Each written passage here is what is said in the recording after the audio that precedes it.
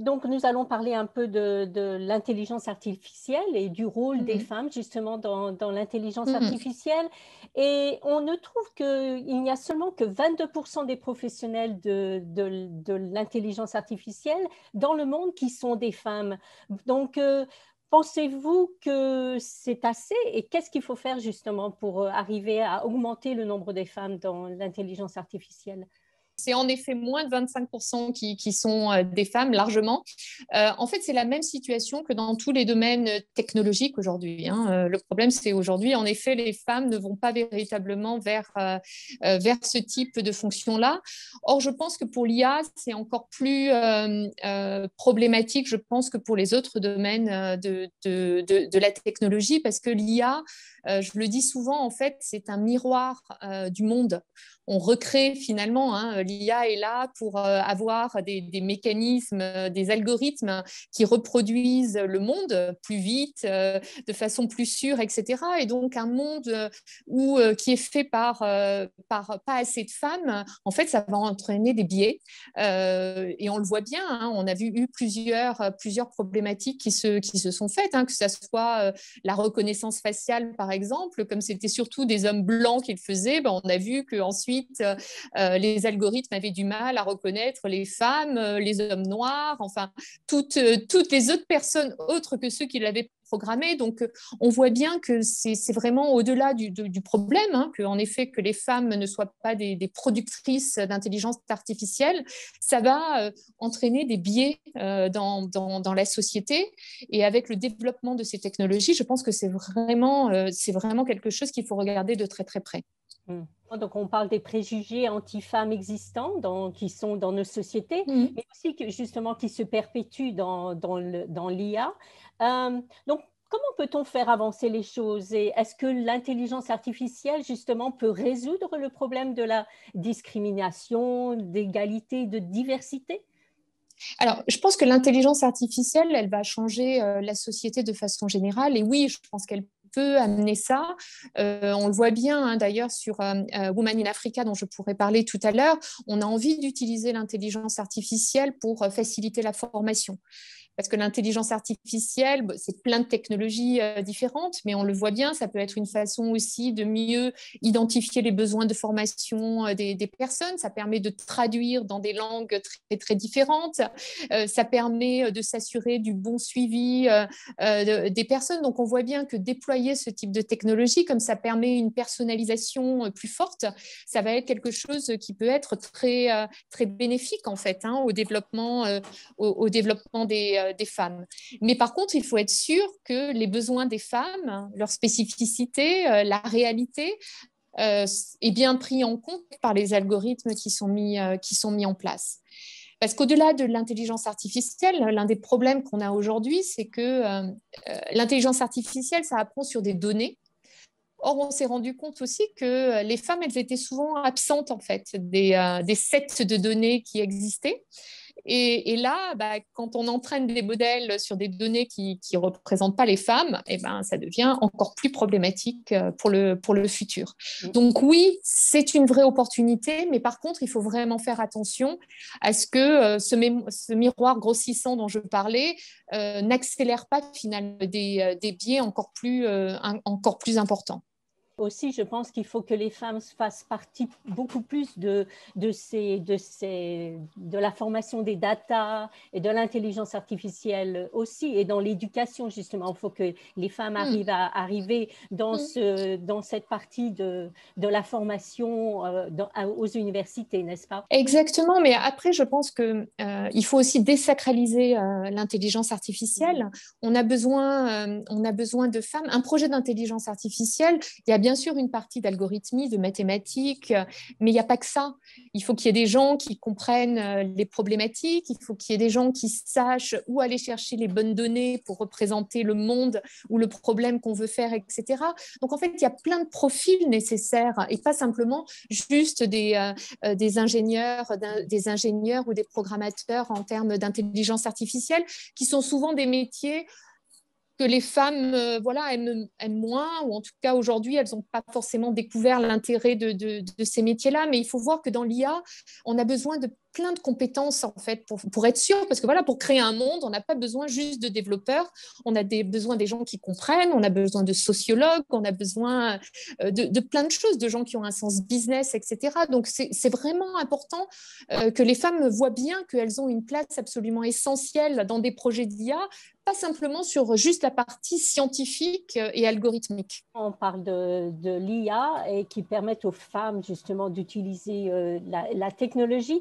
Donc, vous êtes membre donc, de l'initiative Women in Africa, donc, qui aide justement les femmes entrepreneuses.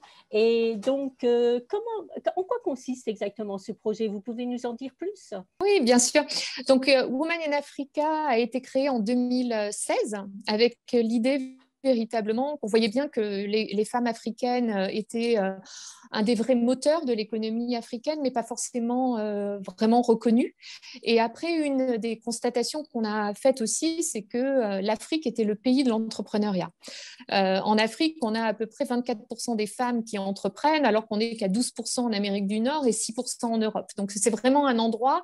Alors, ce qu'on peut dire aussi, c'est parce que sans doute, elles n'ont pas le choix par moment.